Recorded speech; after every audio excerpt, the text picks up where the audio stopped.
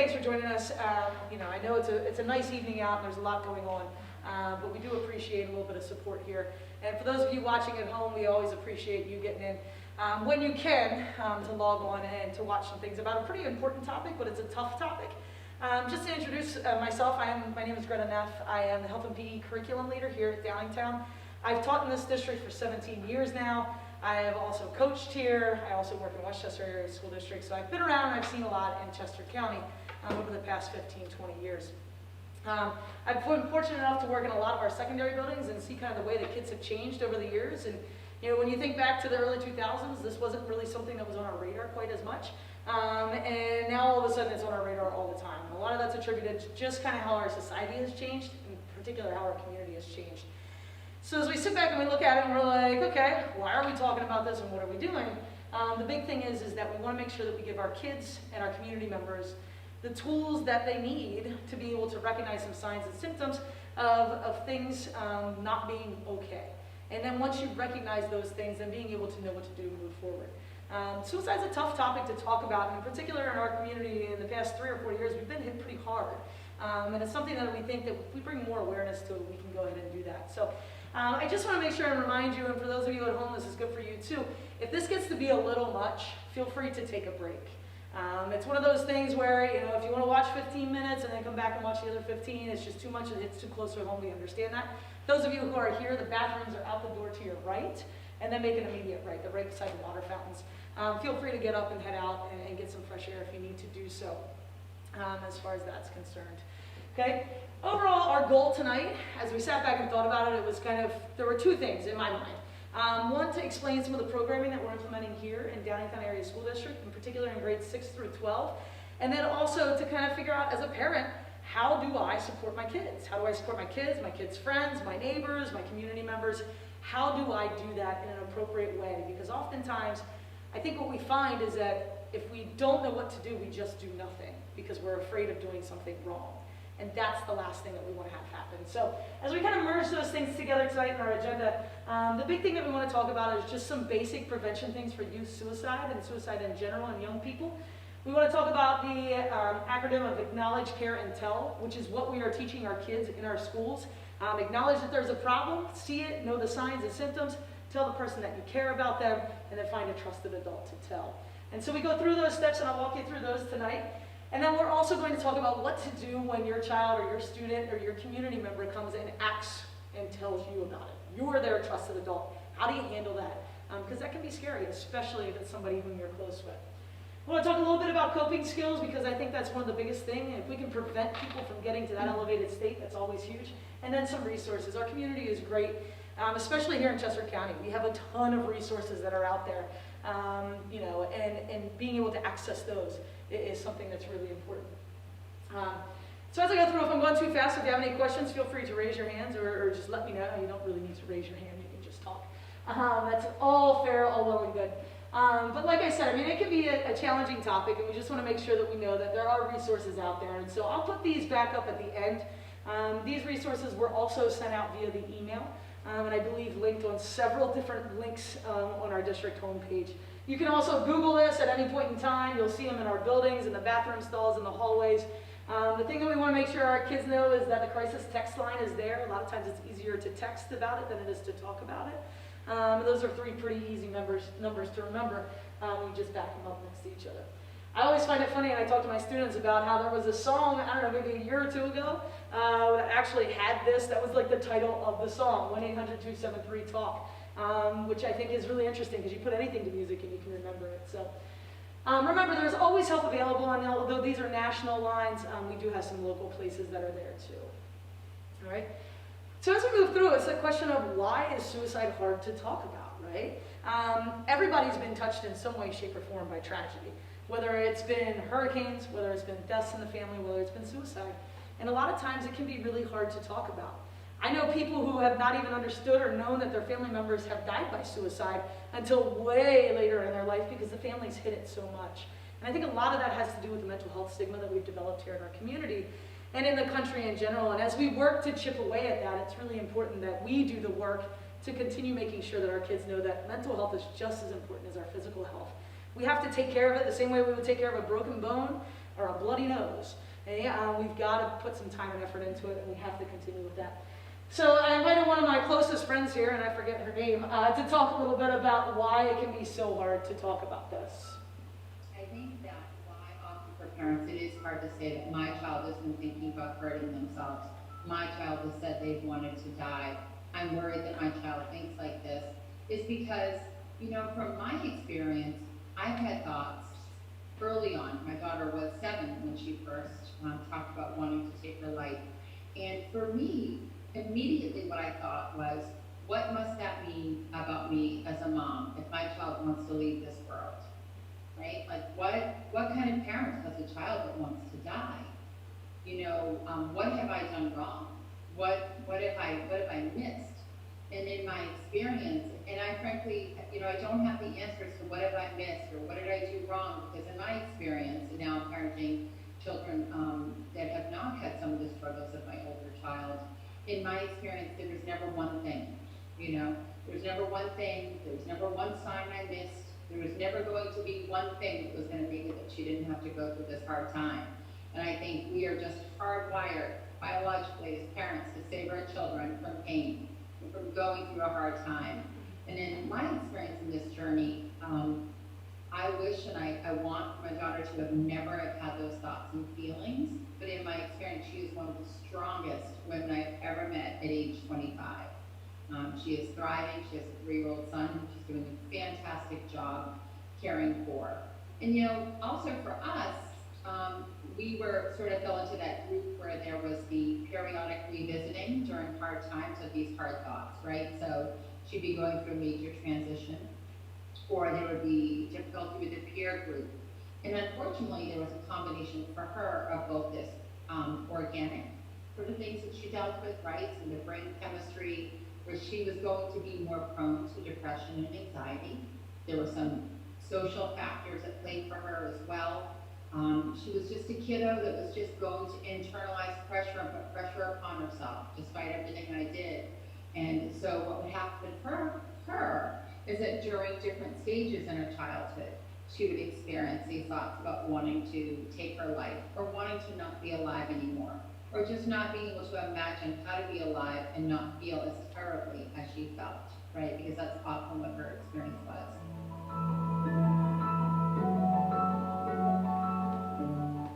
And so we think about that and we're like, man, that is some scary stuff, right? Like the last thing that anybody ever wants to sit and think about is, my God, my child or my person whom I care about comes to me and says, I don't want to be here anymore. And I think it's so easy for us to immediately turn the lens on us and say, what did I do wrong? What did I do wrong and how can I fix it, right? So if I'm, wiring some wires and it doesn't work, what did I do wrong? How can I fix it? It's not that easy. And we know the human body isn't that easy, let alone the human brain and the way that emotions and everything work. And there's so many factors that play into it. There's not one thing that you've done right or wrong. And it's not necessarily you, it's not the parent, it's everybody. But I think what we need to focus on is not what has happened or what has led to this necessarily in the moment, but how do we move forward from it? There are certainly things that you can look back upon and you can be like, okay, so how do we try to help these children? How do we try to make sure that they're safe? So when you sit back and you look at it and you talk to these kids who have gone through this, they'll say things like, I just hurt, I'm just sad, I don't know what to do. And a lot of times that has to do with untreated depression. It's untreated depression because they don't know where they're at. It's untreated depression because we don't know when to go get help. We don't know where that line is. Because we don't talk often enough about it. It's just like, oh, what's wrong with me? It's a me thing. And I'm scared to walk down to my counselor's office. I'm scared to talk to my family members about it because I don't want to upset them, or because it looks like it's a sign of weakness. And so as we attack this, we talk about getting help as being a sign of strength. We had counselor lessons all week here in the middle school and across our district, where our counseling staff came in and talked to the kids about, hey, here's who we are. We're here to help. It's really good for you to get into our offices, and we should know you, and we're here. And whether your problem feels big or small at the moment, we can help you out. And so that's a really big piece of it, of getting those kids to be able to recognize those signs and symptoms. And what's the difference? What's the difference between, oh, I'm sad today, or, oh, man, this has lasted a really long time. How do I need to go get help for that? And kind of reducing that stigma is a big piece of it. We also know that one of the big signs that we see is drinking and drug use, so drugs, alcohol, tobacco, those types of things, any type of risky behavior. Those are really, things that kids do because they don't feel like they have any kind of consequences, but a lot of times we see them using those to cope with pain. We know that's not a healthy coping method. So that's a big sign. If we see kids isolating or withdrawing, it's because they're not feeling like they belong anymore, or they just don't want people to notice them. And a lot of times you'll hear kids say, well, I just want to pull away so that people don't notice when I'm gone. Those are things that we will call clues, right? Those are red flags that things are not good and that we need to help. Scary thing to hear is that people don't have hope, right? And so we listen to, people talk about cancer, and I always have hope. As long as there's one more treatment, I have hope. And so mental health and suicide and treatment for depression and everything, it's got to have that same thing, right? There's always hope. We can get better. People can get treatment. People can get better, and we know how to do that, and we can work together to do that. So instilling that reminder that there is hope out there is a really good thing. We also know that access to means that have very quick and permanent reactions is really scary. I think about the amount of impulsive behaviors that the children do in this building every day as 7th and 8th graders.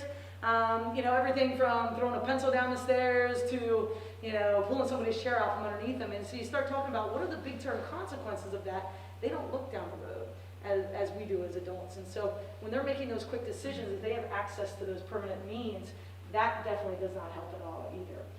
And then overall, once they start to get to that point where they're having thoughts of suicide, having a trusted person that they can confide in and talk about those things is really, really important, and really important for us to be aware of.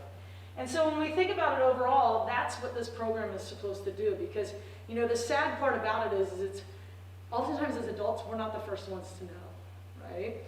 The kids don't come and they don't tell me things. As a coach, I often say to my players, I'll say to my captains, well, I'm always a week behind. So when's the drama going to happen? Is the drama starting now? Because next week you'll tell me this has been going on for 2 weeks, I'm always a week behind because you guys always brew all the drama here, and then you come tell coach when things get really tough. I think with kids, a lot of times that happens too, just in general, because it's really a lot like, man, I don't want to bother anybody with this. Or I don't want to go with them because then I have consequences. And what we have to do is we have to make sure that our kids know that consequences aren't something that come from talking about your mental health. Help comes, okay? Partnership, togetherness, okay? Working towards a goal. Consequences are negative things. This isn't something that we want to make negative. So that's a lot about what this program does. Now, one of the things that the program does is it has a really awesome parent portal, which I'll give you the link to later on this evening. Okay? But if I click on this video real quick, the parent portal is pretty awesome. The entire parent portal is going to go through things. It has a couple videos here to watch about just youth depression and suicide. And then it also gives us trailers and a quick little informational videos about what we're actually doing in the classroom, what the program is, and how the program works to hopefully help reduce any of these suicidal thoughts or ideations or behaviors that we're seeing in our students.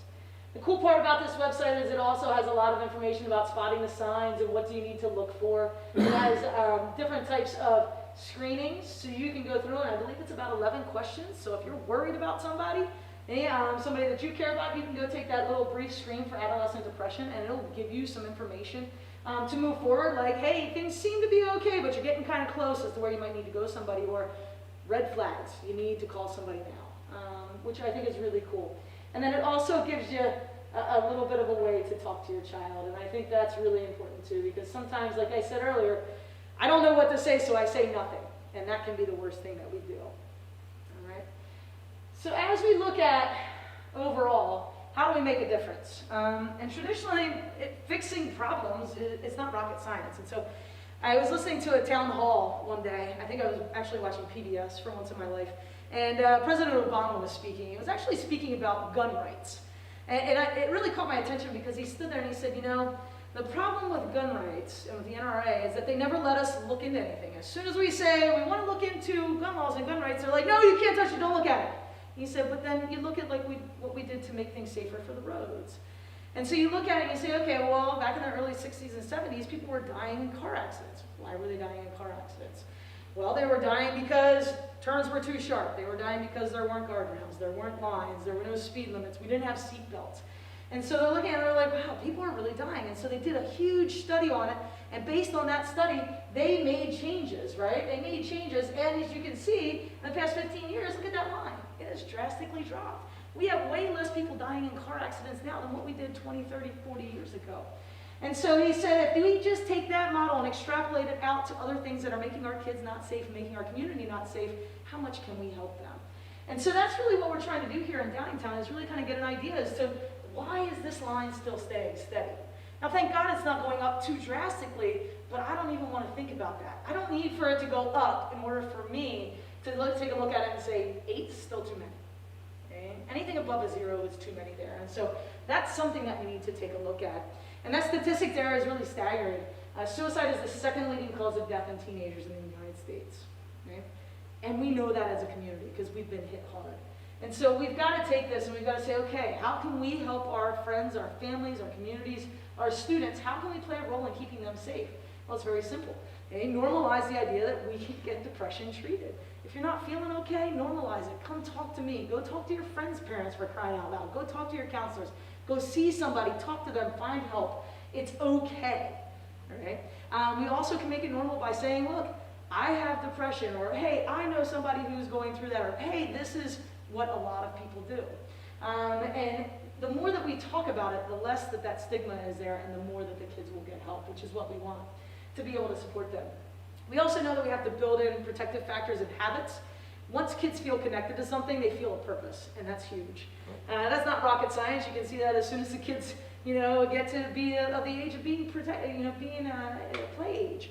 They want to be involved in the group. They want to be involved with their siblings, their cousins, those types of things. Kids like to be connected. And so the more that we can develop healthy habits and coping skills, the better that we can be. That connection to peers and trusted adults becomes really huge as kids begin to explore things and get a lot of their own responsibility. And so as kids move up through 6th, 7th, 8th grade, they get that responsibility of their own phone. They eventually take their driver's test. They get to go and drive. And, we've got to put things in place as to where they are connected to healthy things. So they're not sitting there with idle hands thinking, how can I go get in trouble? Because trouble isn't the same as it used to be years and years and years ago. At length in our health classes, we are talking about coping skills. And I know our counseling staff is doing the same all the way from grades K through 12. We talk about healthy ways to deal with your depression, your sadness, your anxiety. What's the difference between stress and anxiety? One is okay, one is not. One prohibits you from doing things, the other one can make you do things better. How do we harness those, and how do we deal with those in a healthy way? I always tell my students I used to eat a lot of ice cream to deal with my anxiety and my habits and my issues. That's not a healthy coping skill, right? What's better? Going out for a jog, sitting and drawing, calling your friends and talking to them. What are some healthy ways that work for you individually to get through these tough times? Because tough times are going to happen. I think kids need to remember that too. Things are going to be hard. Kids sit there all the time, they're like, I can't wait to grow up. And you're like, whoa, whoa, whoa, whoa. Hey, hold on, because once you get bigger, you get bigger problems, right? Little kids, little problems, grown-ups, grown-up problems. And so as they get older, they have to understand things aren't going to be easy, and I'm going to have problems. How do I get through those? And then if we can decrease the access to guns and other violent means and very quick permanent means, that can always be good. And like I said, just making kids feel like there's hope. And things are tough now, but things can get better. And in being able to instill that resiliency in kids is really, really important. So we take a look at it and we say, okay, so we understand we've got to do something about this. And so as a school district, we have, over the past 2 or 3 years, started to implement this program called Signs of Suicide. It is an evidence-based program, and it's something that seems to be really good. From a curricular standpoint, it's a super easy implementation. It's one class period, so it's 45 minutes. It's a guided discussion lesson. There are really good videos that walk kids through some real-life scenarios. Okay? And it's something that empowers our youth. It takes a 6th grade kid and says, you know what? You have the power to save your friend's life. Just the same as when I go over to Marsh Creek and I sit there and I talk about Aiden's heart training. And I talk about how we need to use AEDs and how we do CPR and how we recognize an emergency. This is the same thing. Just because recognizing an emergency when somebody collapses is a physical thing, this is recognizing an emergency when somebody is in a mental or emotional state of distress, just the same as physical. And so as we look at signs of suicide, we talk to them in a very real way. We talk to them in a way that's very age appropriate. Hey, it's not hard. It's not hard. All you got to do is follow a couple things. Okay? The statistics there speak for themselves.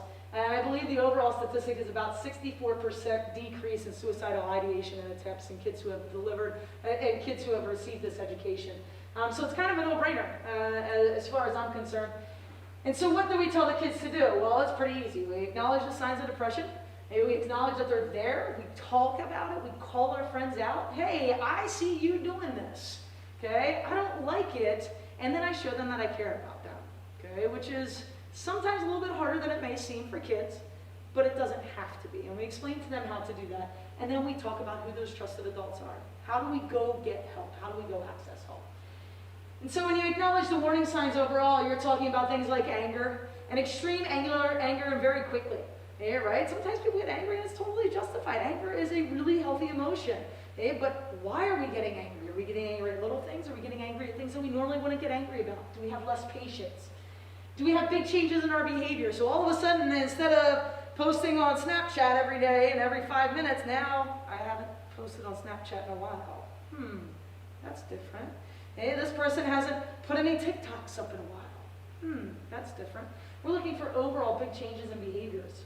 Okay? Any signs that they feel hopeless. Well, I don't know why I would do my homework anyways. It's not like I'm ever going to pass 7th grade, or those types of things. When kids are talking about, there's no reason to try to get better. Sleeping more or less can always be tricky. That can be pretty much anything going on in a kid's body. But when we see kids who are taking massive chunks of the day in their room, in their beds, they can't get out of bed, that can be an issue. And also when they're in their rooms and they're up watching Netflix or whatever they're doing and they're having trouble sleeping because of whatever thoughts are going on inside of their head, that can be a clue. As we said, drinking and drug use is definitely a big warning sign, an overwhelming feeling of pain. Okay, so it's not localized in one part of your body. My knee hurts every day, my back hurts every day. It's an overall, I can't really put my finger on it, I just don't feel good. Okay? And then, obviously, the biggest red flag would be they're talking about suicide. They're looking things up about it. They are trying to find things and glamorize it. Those are all warning signs that we have to teach the kids, and we talk to the kids about, listen, these are not normal. And so then it's like, well, okay, I know that's not normal. Got it. What do I do now? Okay? What do I do now? Well, it's not hard to show somebody that you care. And what we try to remind the kids is you don't have to have an answer. You don't have to have an answer. You don't have to have a fix. It's not your job to answer the question. It's not your job to fix your friend. It's not your job to do any of those things. Your job is just to say, hey, I'm here. I care about you. If I was not feeling well and saying these things, you would take me to the counselor. You would take me to coach. You would take me to the principal. You would take me to our neighbor, our parents, whatever it is. You wouldn't let me feel like this. And showing them that, like, listen, you're of value to me. I really enjoy this. Hey, look, we used to hang out every Friday night. You haven't been to a football game in 3 weeks. What's going on? I miss you. Yeah, I miss you as a friend. And being able to say those things, sometimes for kids is a little bit harder because they think it's got to be a grand gesture. It doesn't. Hey, I'm here. Hey, I'm here. What do you need? What can I do? And then the biggest thing that we tell the kids is if you are that concerned about one of your friends, don't hesitate to go tell them. You don't have to keep a secret. Okay? There are times where secrets are good, and there are times where you would say to your friend, like, oh, don't worry, I won't tell anybody that Johnny kissed Sally and he's really dating somebody. Okay, I get that, okay? But when you're talking about the overall safety of somebody, it's not something that we hold. Okay? We go tell, right? And if you can get your friend to go with you to see somebody, that's the best. And so if you're sitting in the cafeteria, you're on the bus, and you try not to leave them alone. You're getting off the bus and your friend's saying, I wish I could just go to bed and never wake up. Hey, I don't really like what you just said. That makes me upset because I really care about you. Can we go talk to my mom about it? Can we go talk to our neighbor about it? Can we go talk to the bus driver about it? Whatever it is. Okay? Don't promise to keep things a secret because that's not their job either. Okay? And we always talk about, and I talk about this a lot with the kids, and I don't know when it hammers home. At some point I hope it does. We always say we'd rather make a friend mad than have somebody that we can't talk to ever again. And that's something that's real. I may lose you as a friend for a couple years, but a couple years later, I bet you're going to come back and you're going to say thank you. And that's what it's about. It's not about how many friends you have. It's about keeping people safe and keeping the ones that you care about safe. So that's what we're talking about in the classroom. We talk about it in 6th grade. We implemented it in 6th grade about 2 years ago. I think this is our 3rd year of implementing the SOS program in 6th grade over at Marsh Creek. It's been a really big success because it is so easy to implement. We have kids who are opening the dialogue a little bit more between our counseling staff and our prevention specialists, which is what we want. We just began this year implementing it in 7th grade and 8th grade with some follow-up videos and things that are scripted, again, for us to implement in the class. And then we are also implementing it with our standard mental health lessons in 9th grade, as well as in our 10th grade health curriculum. And then when kids are graduating in 12th grade, we're actually going to give them a booster one more time before they leave of this program that they have designed for graduating seniors as they head off into the real world, whether that be college, trade school, or right into the workforce. It's important that we make sure that we give our kids all the tools to succeed here in Downingtown. And that's not just when they're here in our walls and in our buildings. That's when they're out there in the real world, and we want to make sure that we take care of them as best we can. So like I said, they have really good trailers up on the website. If you wanted to view those, you can certainly do that in your own time.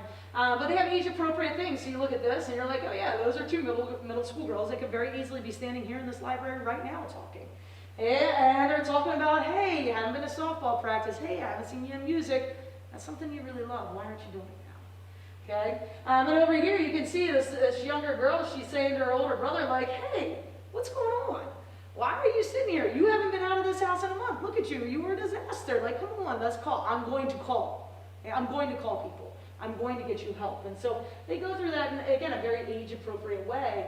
And we open up the discussion floor. We have a lot of really good, helpful PE teachers here who open up that discussion floor and allow the kids to be able to ask questions. What do I do if? Well, what about this? And we kind of try to walk the kids through it, because the more that they're prepared, the better they can handle things. So we say things like, hey, if you're worried about a friend, you know, and this is from a parent perspective. If your kid comes home and says, man, I'm really worried about my buddy, what do you do? And sometimes that can be really tough, because, you know, there's always that line of like, when do I call my friend's parents and when do I not? When do I just worry about my own child versus the person down the street? The best thing you can do is really just listen to your kids' concerns and validate that, and encourage them to seek help. And the kids know where to get help in school, and that's something that's really important. You can always feel free to reach out to the person's friends directly. That would be one of those times that you would want to call somebody else and call them and say, hey, listen, you know, I had Johnny over here sleeping over last night, and I really wasn't okay with some of the things I heard him and my kid discussing. You know, I'm concerned. Maybe you want to check in, okay? Contact the school mental health staff. It's been amazing to me. Over the past summer, I saw a lot of friends from college, and their kids are all right around my kids' age, going into middle school, and some of them are having issues, and some of them are having issues with this, and this. I said, well, you should send them to see your school counselor. And they were like, I never thought of that. I was like, we have these people here to help. They're here to help during their school day. Always encourage them to see our mental health staff in all of our buildings, because they are great people who are really here to help us. If you're concerned about the immediate safety, 911 is always available, right? So I'm worried that this kid's going to go do something right now. We can call 911. Hey, the police can come and help out with that. But always assure your child and reassure them that they did the right thing. Okay? You never want a kid to come here and feel bad about it. Just like, you know, if my son's buddies are going to Target instead of going to the Y, and all of a sudden, you know, I say, hey, listen, you know, I'm worried about this. I don't want you to do this. And he's like, well, you know, if I go tell you, or if I go tell Dom's mom, or if I go tell this or this, or if I go tell Jimmy's this, then I'm going to get in trouble, or he's going to get in trouble, or this is going to happen. And you're like, well, that's actually okay, because you shouldn't worry about that. Are you keeping your friends safe? And that's something that's really important. And so again, help is always available here in our schools, but when we're outside of our school walls, we worry about that too. And like I said, I promised that I would put those numbers back up there again, and I'll have them again one more time later. So the other thing that we have to remember is that when your kids do confide in you, you kind of have to manage your reactions too. And go, oh my gosh, how dare you be thinking those things? That is the last thing that they want to hear.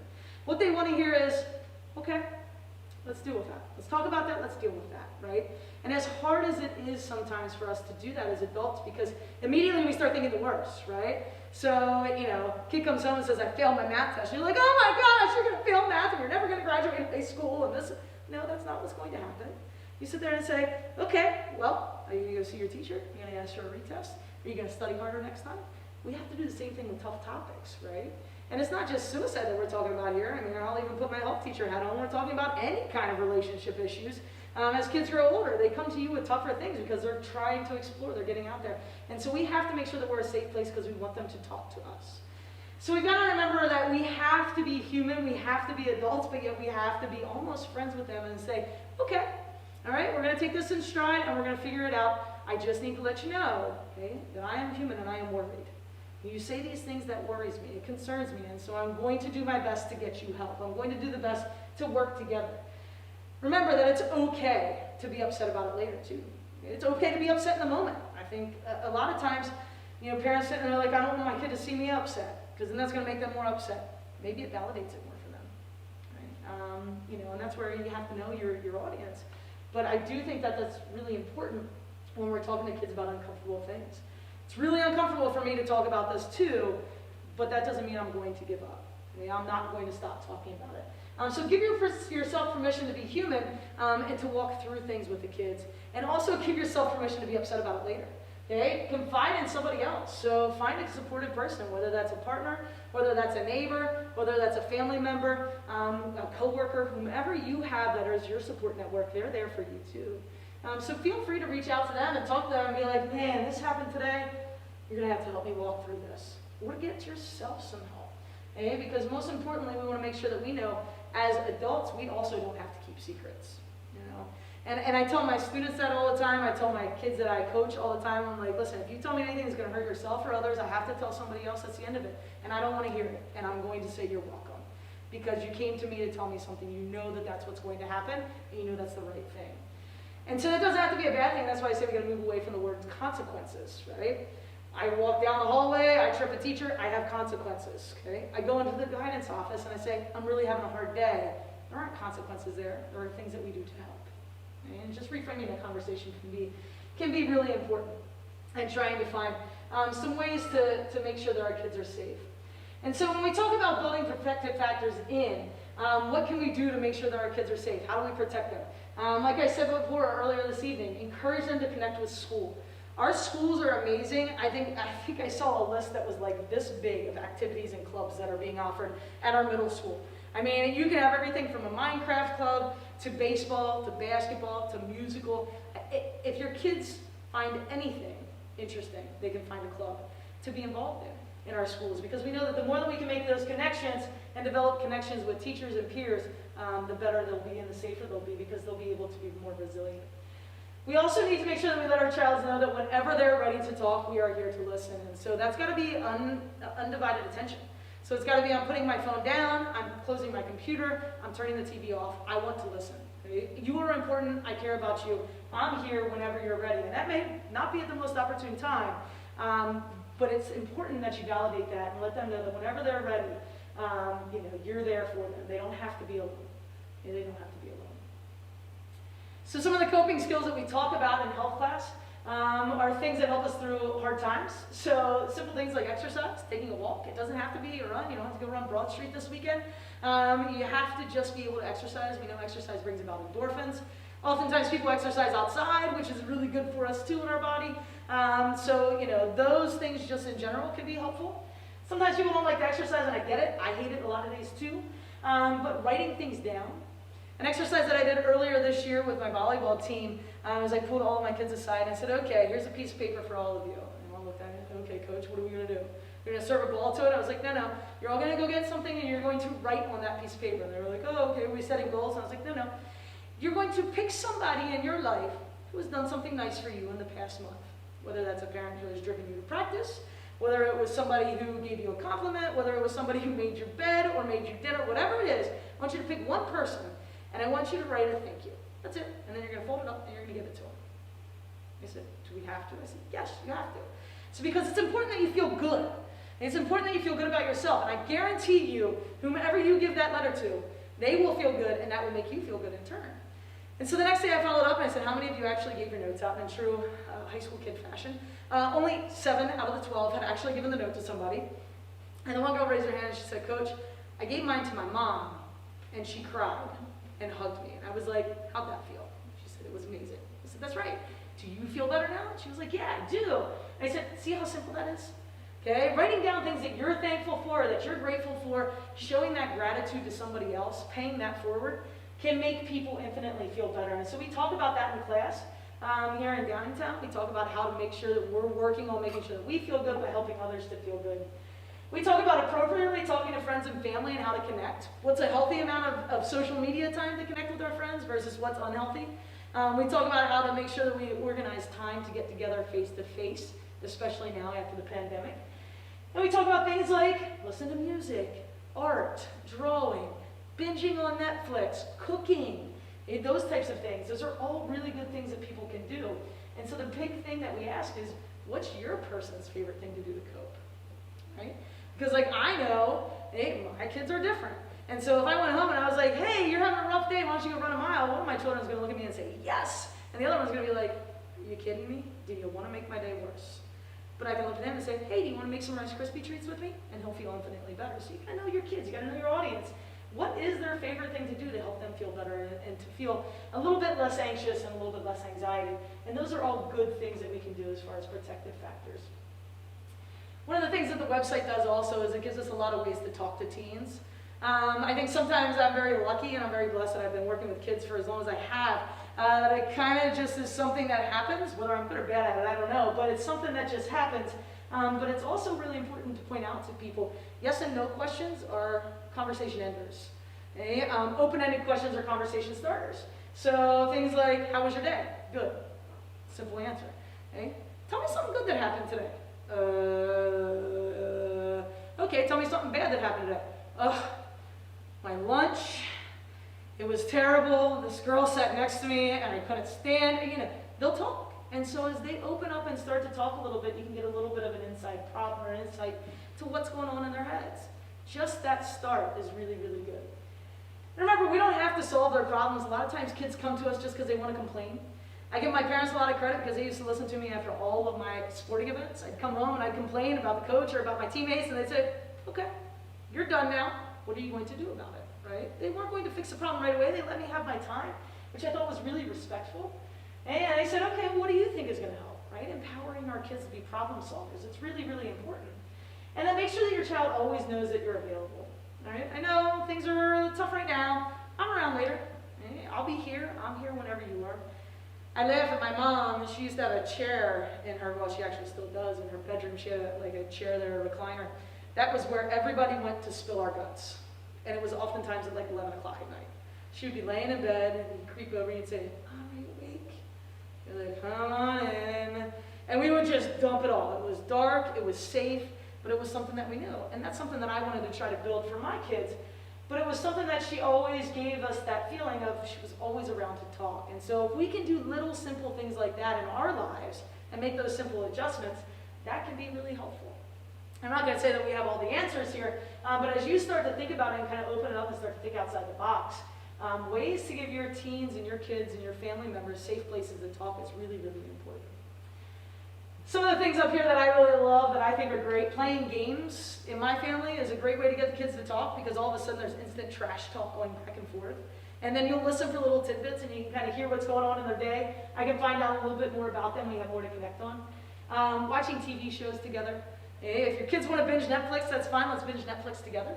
No matter how much I may like or hate the show, I have watched way too much anime at this point in my life. But it's a way that we can connect, right? We want to continue to keep those connections because when things get hard, the more that we have those connections, the more likely they are to talk to us. Okay? And then the other thing that I think is really important there is to make sure that, you know, it doesn't have to be one really big, huge talk. It can be little things here and there and everywhere. Okay? And we have other people that we can gather information from too. Okay? Whether it's running across the street to a neighbor's house, talking to somebody else's friend's parents, whether it's talking to an aunt, an uncle, talking to teachers at school, we have a network of safety built around who can break through to kids who are a little bit safer for them to talk to when they're worried about their parents or they're worried about what's going to go on. The other thing that we want to dispel tonight is that if you ask about suicide, it's not going to put the idea in somebody's head. So if you're worried about somebody, don't beat around the bush and say, oh man, do you wish you would go to bed and not wake up? Do you wish you were dead? Like, just come out and say it. And that's hard. And as somebody who's had to do that with a couple of my athletes, I can tell you it's really hard. The amount of stuff that I've gone through as far as my schooling and my education, and I still struggle to look at a kid whom I care about and I've coached for years and say, hey, are you thinking about killing yourself? That was hard. No, coach, I'm not there. Okay. Or, yeah, coach, I'm kind of there. Okay, now we need to go do some things. But we've got to make sure that we ask that question because that's not what's going to put the idea in somebody's head. So being able to have those open conversations to begin with is what's really going to move us to be able to have a safer place to discuss all of this. And so again, just to remind you, these are the things that we are asking our kids to do, so it's really great if you guys can model these things at home too, because the more that we have it built in for the kids, the more likely they are to be able to do it and do it right and do well. Look out for those warning signs and make sure that you seek help immediately. Don't hide hide things. Don't hold those secrets. Make sure that you pay attention. Make sure that we build coping skills and we have positive supports for our kids. And then also talk to your kids about suicide and be ready to listen, because that's what's really important, and those are the connections that we really have to make. As I promised, the Signs of Suicide parent page is up there, and we will put this on a link. If your children do not already have it, it was definitely sent home in the letter that came from the principals. On that website, there are video clips and things about the programs in particular that are in the class, so specific to the grade level that you're going to be talking about and your kids are going to be in. It also has that screening for adolescents, so if you're worried about somebody and you're not sure what to do, you can certainly go through that. It's anonymous and it's pretty simple, but it's good and it's helpful. And they also have good resources up there too for you, okay? Fantastic to remember, and this should have been attached to your email that came home too from your principal. We'll print these out after we're done teaching the lessons in all of our buildings, and we'll put these up all through our hallways just to remind kids to act, right? If you see something that's not right, you got to act about it. You got to acknowledge it, and you got to tell somebody about it. You got to show somebody that you care, and that's what's really important. So, if you're seeing any of these things that look alarming, at this point we should certainly know what to do. Do you guys have any questions for me?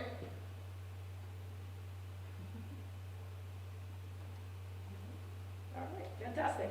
As I said, those numbers are up there. If you want to take a picture of it with your phone or something like that, you are more than welcome to do so. Those of you at home can certainly take a screenshot or Google any of this stuff. Thanks so much for coming out today.